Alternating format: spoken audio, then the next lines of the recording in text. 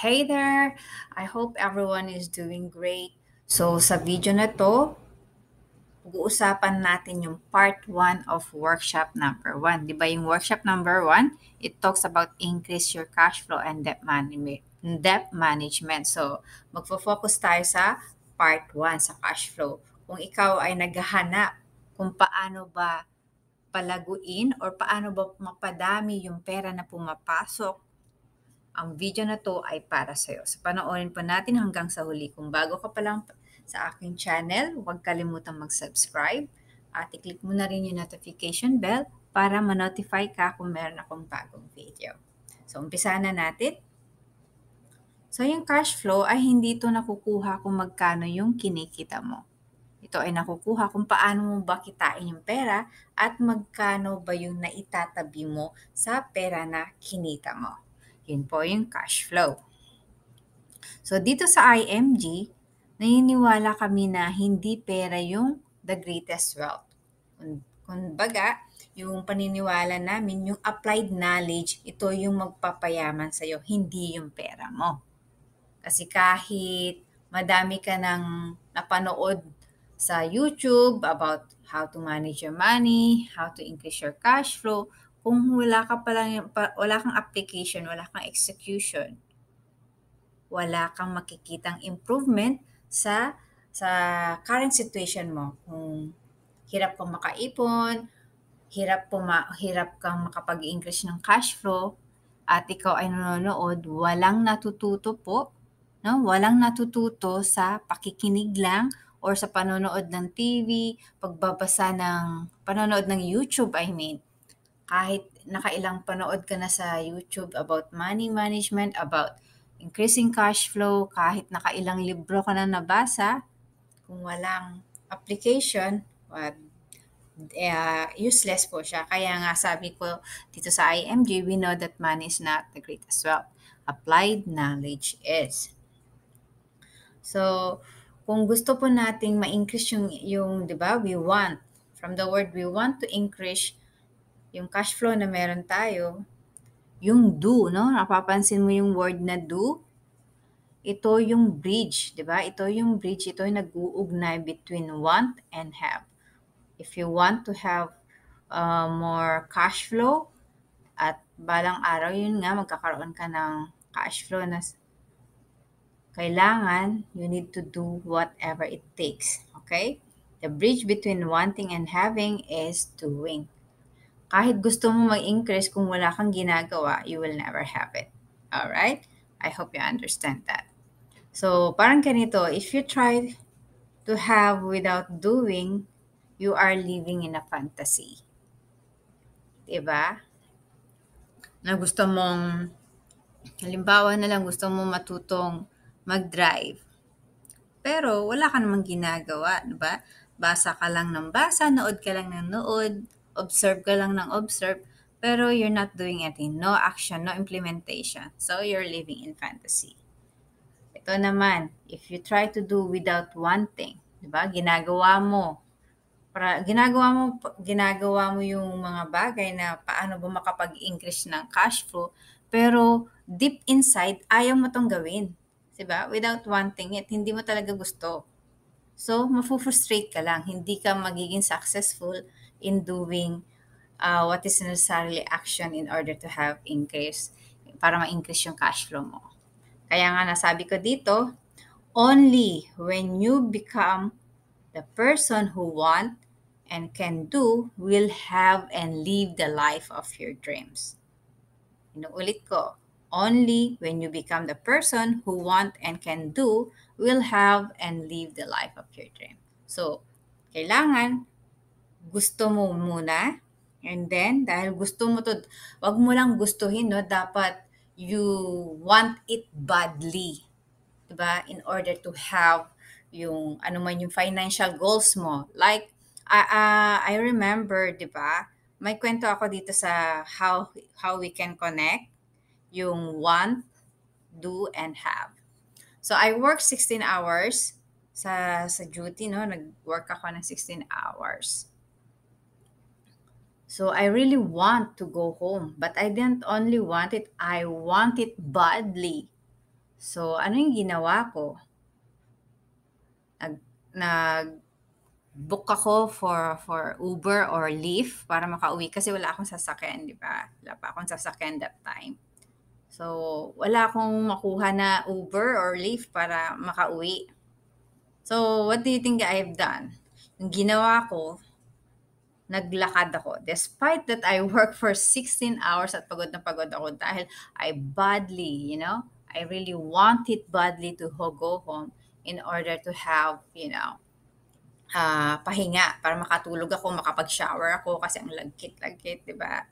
So, yun yung ginawa ko in order na I have in order for me to have sleep, 'di ba? Makauwi dun sa apartment kung saan ako umuupa. Yun yung ginawa ko. Naglakad ako ng 3 hours. Imagine that. For after 16 hours working, di ba? Kasi if you want it badly, no one can stop you to do whatever it takes. So, no one can stop you. Hindi ako natakot, no? 11 p.m. ako natapos na nagtrabaho. So, I waited until 12 p.m. na baka sakaling meron ako makuhang Uber, pero wala. So, naglakad ako ng 3 hours. Kaya nga 'di ba, yung sabi ko kanina na if you try to have without doing, you are living in fantasy. If you try to do without wanting it badly, you are living in frustration. And only when you become the person who want and can do will have and lead the life of your dreams. So, dito sa cash flow, dito sa part 1 nito, pag-uusapan natin, you will discover yung 1,000 to 10,000 that you didn't know you have. Pag-usapan din natin yung cost of wasting 67 pesos a day and understand some misconception about asset and liabilities. You will also learn about the tax advantages of being a business owner, and you will also pag-uusapan din natin how IMG business, yung potential income nito, no? Yun yung pag-uusapan natin. So, to increase your cash flow, there are two ways to increase your cash flow. Una, pagbawas sa mga gastusin. Pangalawa is dagdagan mo yung kinikita mo. Make more money. So, people either manage their income this way. Itong wrong formula na to. Na pagkatanggap sa sahod, katumbas din ng gastusin ang meron nila, kaya wala silang ipon. Or di kaya, they do the bad saving formula. Mas malaking expenses nila compared sa income nila. Kaya, negative din yung ipon nila. Or di kaya, some people also do the correct saving formula. They also pay themselves. Nagtatabi sila ng 20% to pay themselves and only 80% yung ginagastos nila. Or di kaya, most of the people use the better saving formula. Ito yung abundance formula na kung saan you separate 10% of your income for tithing and 20% para sa sarili mo and only 70% dapat lang yung gagastusin mo. So, pag-uusapan natin, di ba? Let's find ways to save more and spend less. Pagkatanggap mo sa sahod mo, anong unahin mo?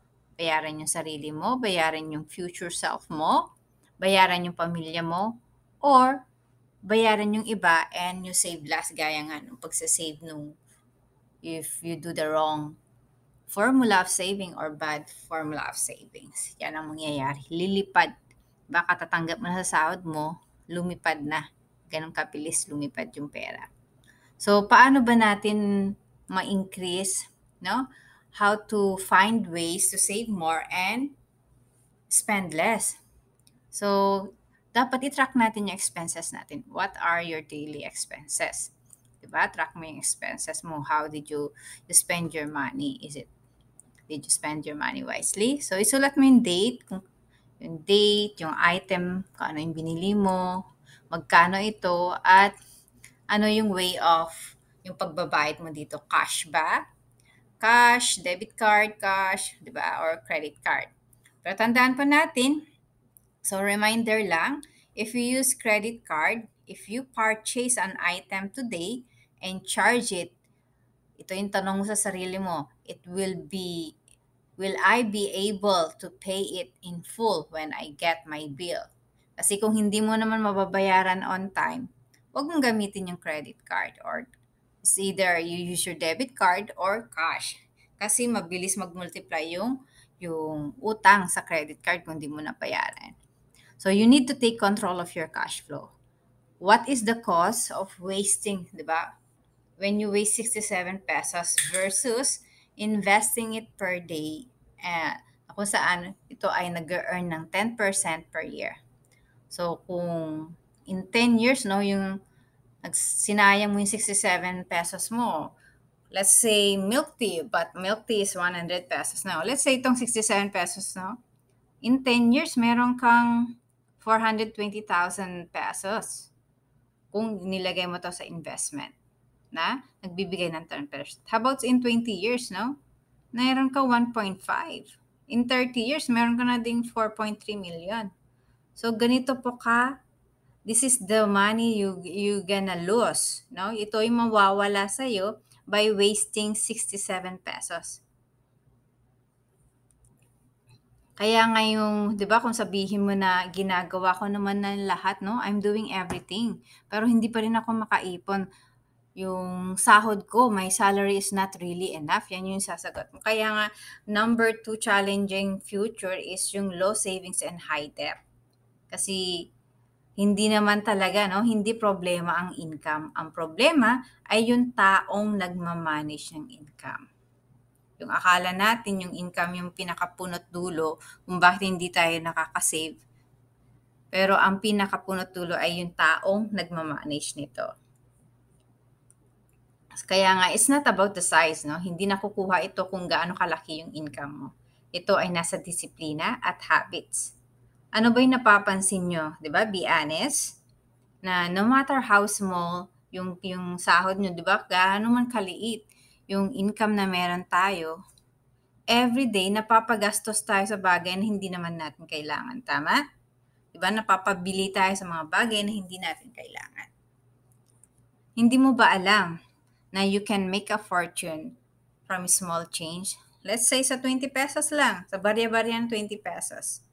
If you invest that sa investment na kung saan nagbibigay ito ng 10% per year ulit, 20 pesos per day, in 35 years, meron kang 2 million. Diba? How much more kung ilan pa yung naitatabi mo aside sa 20 pesos? Kaya nga, are you a creator of habit? Kasi yung pagiging mahirap, pagiging mayaman, yung pag-iipon, pag-i-invest, yung pangungutang, yung pagiging gastador, yung pinagpapaliban natin yung dapat natin gawin, yung pagiging tamad, productive, yung paninigarilyo, yung pag-inom ng kape, or ano man yung ginagawa natin is because of a habit. Diba? Kung nagsha-shower ka ba every day, that is a form of habit also. Kung nagkakape ka ba, nagmi-milk tea ka ba, depende yan. Yung daily routine mo is a habit na yan.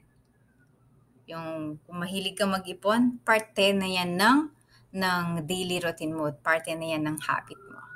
So, nasa kamay mo kung ano yung pipiliin mo na habit. Is it good habit or bad habit?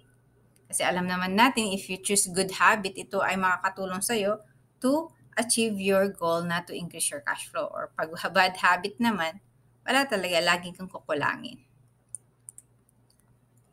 Sabi nga ni Dunlop, no, wealthy people value their time. So, binavalue ng mga mayayaman yung oras nila. Samantalang yung mga mahihirap, diba, yung mga yung nasa middle class, or most of the people, di ba, they value the stuff. Yung mga gamit nila, ang mas binavalue nila compared sa oras na meron sila. So, tip ko, no, ito yung ginagawa ko. Ito yung nakatulong sa akin to save more and spend less. So, how much you earn per day? Isali mo. Diba? I-compute mo how much you earn per day. Let's say, 500 pesos per day. Ilang oras ka nagtatrabaho? 8 hours. So, yung per hour mo, nasa 62.50 pesos. Pero let's say, i-include mo na din syempre yung pagre-ready mo, diba? Yung gigising ka ng maaga to prepare going to work. sali mo na din yung oras mo na magbiyahe. So, let's say, instead of 8 hours, 10 hours. So, hindi mo lang isasali yung oras na kung saan nagtatrabaho ka na. Isali mo din yung oras na naghahanda ka papuntang trabaho, saka yung oras mo pag-uwi. Paglabas mo galing sa work, pa-uwi. So, let's say 10 hours. So, kung 500 pesos per day yung kita mo, so nasa 50 pesos per hour yung sahod mo. So, kung sakaling bibili ka ng worth 3,000 na damit, worth 3,000 na damit, kung i-compute mo yan, yung 3,000 divided by 50 pesos, ba? Nasa 6 days.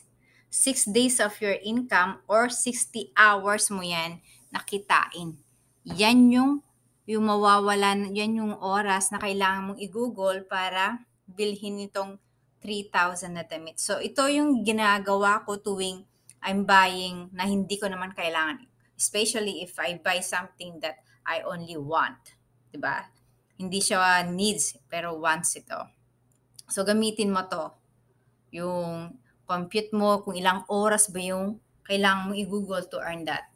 Para mabayaran mo yung damit na bibilhin mo, vacation, or anumang big purchase or big na expenses na gagawin mo. Always compute how many days you have to work or ilan yung oras ba na dapat mo mawawala. Naalala mo, yung mayayaman, they value their time. Yung mahihirap, they value their stuff.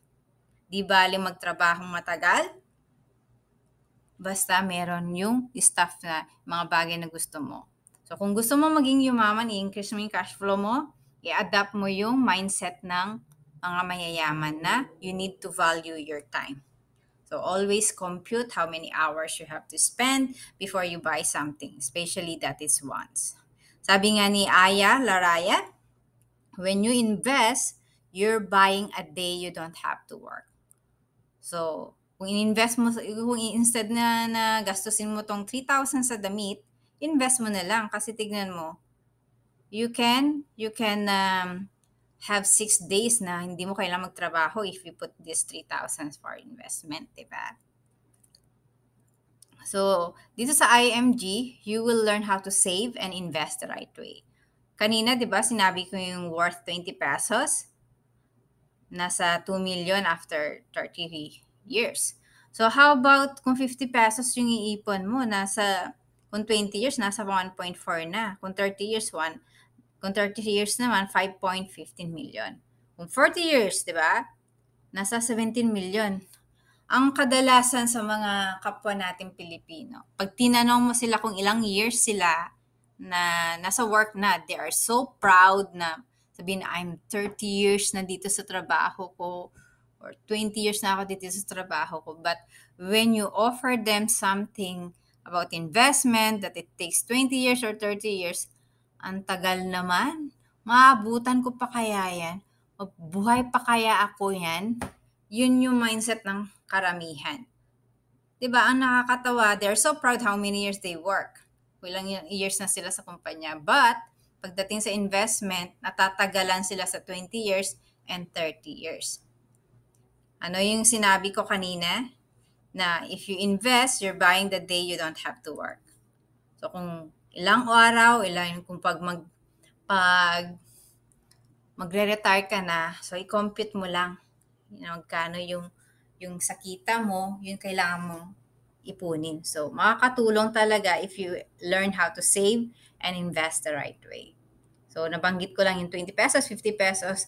Screenshot nyo to para ito yung magiging reminder nyo every time you spend money kasi in small change, it can create fortune, no? Big fortune. So, kung naitatabi mo 500, ito.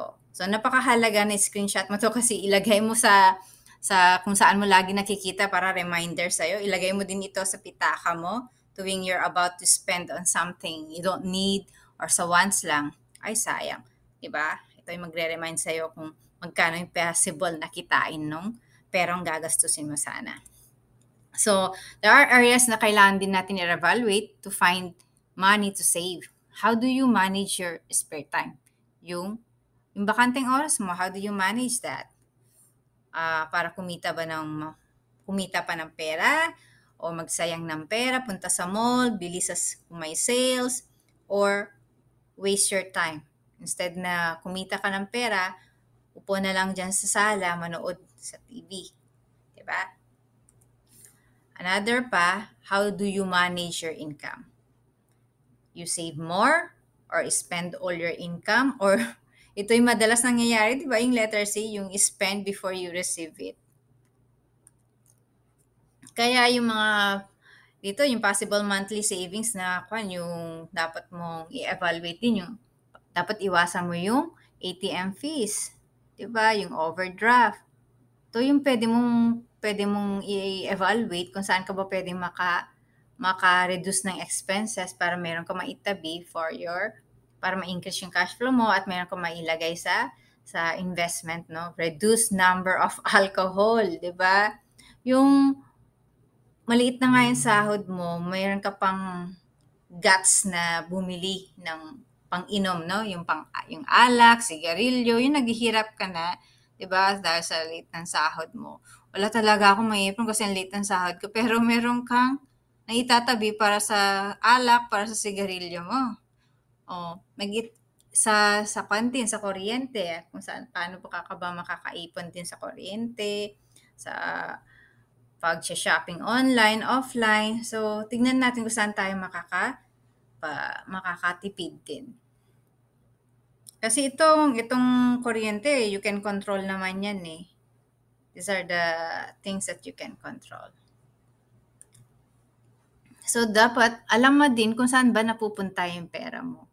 So, compute mo yan pag naibawas mo na tong tithing, savings, saka yung retirement, a total of 30% of your income, ilagay mo dito.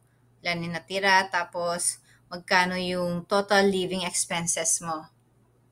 Lagay mo dyan. So, ima-minus mo yung net income after tax minus yung total living expenses mo. Kung magkano yan. Kung mas malaki kung may sobra, yan yung tinatawag nilang surplus.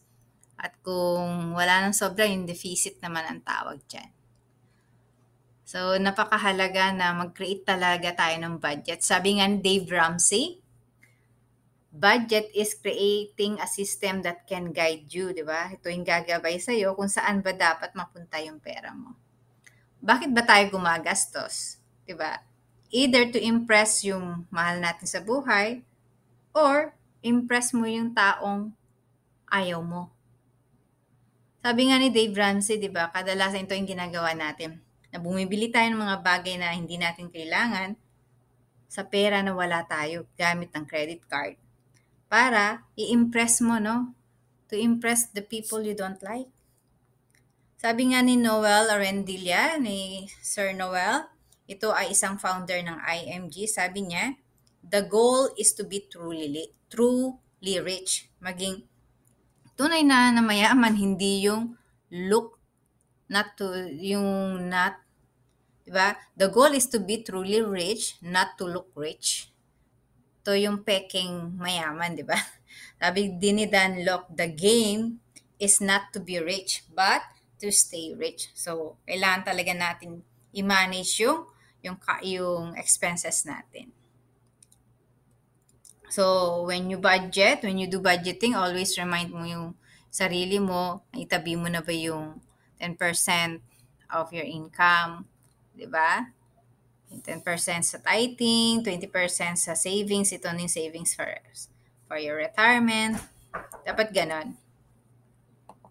So, itong gamitin mo lagi, no? Tuwing meron kang na save, di ba? Magkano ba yung magiging possible na income nito kung i-invest mo ito. So, cash flow is a decision. Okay? So, how do you increase your cash flow again? Diba we know that one way to increase cash flow is to spend less. Another is to make more money. Kanina, pinag-usapan natin yung mga possible na dapat nating bawasan, diba? Is spend less para meron tayong to increase our cash flow. Ngayon naman, pag-usapan natin how to make more money. So, how do we accomplish that, diba? To make more money? By being a business owner or understanding the cash flow quadrant. Ito. Papansin nyo, active income yung employee at saka yung self-employed. Tapos, 80% of population, pasok sila dito sa employee and self-employed. At few taxes advantages lang yan. Samantalang, if you are business owner or investor, na kung saan 20% of population lang yung kabilang dito, ito yung tinatawag nilang passive income. There are many tax advantages if you are business owner or investor. So, if you do IMG, by yourself, ang tawag sa'yo self-employed. But if you do the IMG with other, business partner, no? Meron kang kapartner, hindi lang ikaw yung gumagawa. Meron ka ding na re-recruit dito to do the business also. Kasi ang gandahan sa IMG business, meron na tong system. So you will learn also how to become investor once you become IMG member. So which would you rather be? Employee, self-employed, business owner, or investor? So if you want to be part of a business owner, investor, be part of IMG. So yung business ownership program kapag magiging member ka ni IMG. Na pag bagong member ka pa lang ni IMG, associate ang tawag sa'yo, minimum na pwede mong kitain if you help 4 people, diba? One person a week, saka in 1 month, pwede kang kumita ng 24,000. Yan yung minimum. If you are serious doing the IMG business, meron kang kasama din, hindi lang ikaw yung kumikita. Meron kang other business, meron kang kapartner dito na ginagawa din seryoso yung business ni IMG, there's possibility na you earn 2.3 million and up per month. Okay? There's possibility na kitain mo tong 2.3 million per month if you do the IMG with other, meron kang team dito. So what would an extra income of 30,000 do for you? Pwedeng pambayad yung 20K sa utang, kung may utang ka man, at yung 10K, invest mo to, di ba? In 12% per year na investment vehicle. After 10 years, every month, i-invest ka ng worth 10K, nasa 2.4 million na siya. After 30 years, nasa 58 million. How about if you invest all the 30K kasi wala kang utang, you're debt-free sa consumer, no? Wala kang consumer debt. 30K yung extra na kinikita mo, ininvest mo to lahat, no? With the 12% per year, after 10 years, na nag-i-invest ka ng 30K per month, meron ka ng 7.4 million. After 30 years, meron kang 174 million. So, enough na to for you to retire comfortably. So, ano nga ba yung asset and liability? According to Robert Kiyosaki, yung asset is put money inside your pocket. While liabilities take money out from your pocket. Yun yung pagkakaiba ng asset and liability. So, yung mga mayayaman, ang focus nila, they buy an asset. Samantalang most people buy liability and think it as an asset. Sa tingin mo, yung bahay ba? Yeah, basic needs natin yung bahay, but do we really need big house? Diba? So, tanungin mo yung sarili mo, yung bahay mo ba asset or liability? Nagbibigay ba ng pera to sa'yo or naglalabas ng pera? Yung sasakyan mo, nagbibigay ba ng pera sa'yo or naglalabas ng pera mo? So, dito mo malalaman kung asset ba siya or liabilities. Isipin na lang natin yung bank housing loan. Pag yung minimum na uutangin mo is 300,000, yung RCBC Bank, no? Yung monthly na babayaran mo is nasa 10,853 pesos. Kung BPI naman, nasa 10,729 pesos. Kung Pag-ibig housing loan naman yung gagamitin mo, kung 15 years ka, nasa 2,000 monthly, 2,800. Kung 20 years, nasa 200, 600. At 30 years, nasa 2,000 644 pesos. Kung multiply mo yan in 1 year, di ba? Yan yung babayaran mo monthly for 30 years. Kung car loan naman, nasa 18K or 8,000, babayaran mo monthly for 5 years. Depende kung anong klase ng sasakyan yung kukunin mo. Samantalang kay IMG, di ba? Pag magiging business ka, ito ay asset kasi it will put money in your pocket. Samantalang yung car loan, housing loan, this is what you call liability kasi it take out money from your pocket. So magkano ba si IMG? Magkano ba yung IMG membership na? Magkano? Pag local, pag nasa Pilipinas ka, 5,500 pesos. One-time payment to. At yung renewal yearly is nasa 1,500 pesos. Yearly na to compared dun sa babayaran mo sa housing loan, sa car loan, di ba? Monthly, may binabayaran kang 10,000, 18,000. Samantalang dito sa IMG membership fee, na kung saan magkakaroon ka ng business, is kailangan mo lang ng 5,500 one-time payment. Saan ka nakakuha ng ganyang kapital? That gives you more than what you pay. Kasi di ba nabanggit ko, nasa 24K monthly yung possible na income mo. Pag bagong member ka pa lang ni IMG and you do the business seriously. Pag nasa abroad ka naman, pag magpapamember ka, nasa 10,000 up. One-time payment din at the same din lang yung local and abroad sa renewal. Nasa 1,500 pesos. So, i-balance which, di ba, saan worth it yung pera mo? Sa IMG membership that gives you business, kung saan you can earn money, or doon sa bahay or sa sasakyan na nagde-depreciate yung value ng sasakyan, pero ang mahal-mahal ng babayaran mo monthly. Samantalang dito, one-time payment lang. So, how do you apply? How do you apply sa IMG? Ito yung link na screenshot nyo to. Ito yung link na pupuntahan mo that will lead you sa membership ng IMG membership, yung HCTP Bitly Coach Ana Kalagi. At kung gusto mo naman malaman pa about IMG platform, ito din yung link nito. IMG Transform. Bitly, HTTPS Bitly IMG Transform. So, yan lang po. So, you can also connect with me para one-on-one tayo to understand more about IMG business. At kung mayroon nga kayong katanungan, you can message me sa FB ko. You can also follow me for more financial tips sa YouTube channel ko. And you can directly message me sa FB Messenger ko para magabayan kita sa pagpapamember mo sa IMG. And you can also follow me sa aking TikTok. Thank you for watching until the end. I hope yung panonood nyo until the end is worth it to understand how to increase your cash flow and how IMG business can help you increase your cash flow. Thank you for watching. I'll see you sa part 2 nito, sa next part 2 ng workshop. Pag-usapan naman natin how to manage our debt. Bye-bye!